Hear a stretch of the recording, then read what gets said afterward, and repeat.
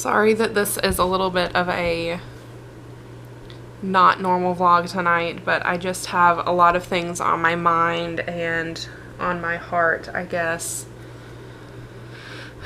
It's just frustrating, and if you've been through it, then you know what I'm talking about, and it's hard to see the light at the end of the tunnel. It's hard to keep going. It really is. It's hard sometimes not to just give up, because you just don't know. You don't know that it will ever work. It could never work. I don't know. I could put all of this money into it and it could literally never work. For those of you who don't have to deal with infertility, just think about how you would feel. $20,000 down the drain, and you don't have anything to show for it. That sweet little baby that you just kissed goodnight tonight, you wouldn't have it. Those of you who do not have to deal with infertility are so lucky.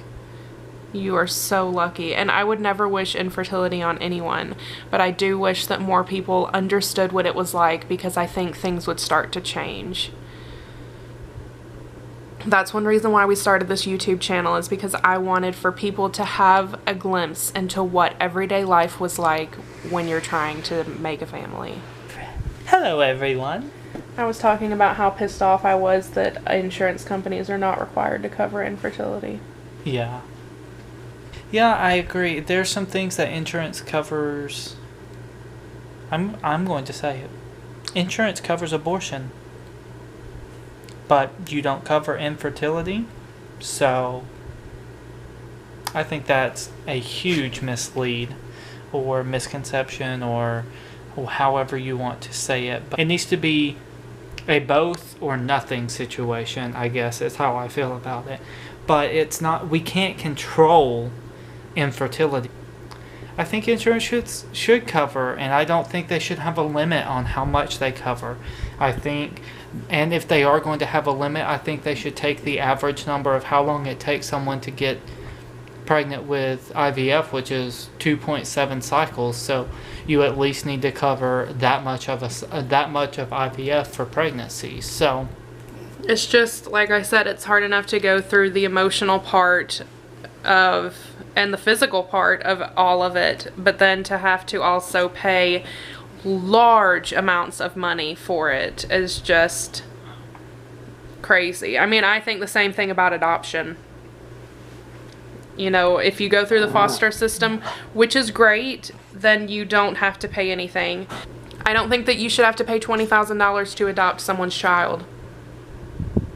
I just don't think that. I think you're giving of yourself, you're helping someone out, you're giving new life to a child, but then you have to pay $20,000 just to get the child. Then you have to pay for everything for them. There's something wrong with that. There's something wrong with the fact that infertility is so expensive and adoption is so expensive, and yet at least 1 in 4 women deal with infertility. And we all need to stand up and say that we don't accept it and that things need to change, because once we say that things need to change, then they'll start changing. I think that it needs to be said. And if you are someone who is dealing with infertility, we would love to hear your story in the comments down below, or we would love to see a video that you make just talking about your infertility. Even if you don't daily vlog or you don't make YouTube videos, make a video, put it out there, make a video and send it to us and we'll put it on our channel. Like, more of us need to start standing up and telling our story and showing the reality of infertility and IVF and everything else that goes along with it, so that people can realize that it's not just 1 in every 5,000 people. Like, yeah, it's affecting so many people these and days. more and more. Get your story out there. Yeah, you need to tell your story, even if you just tell it to your friends and your family. I know it's hard. It's not something that everybody wants to share or everybody wants to hear, really. You know, it's not a fun story to tell.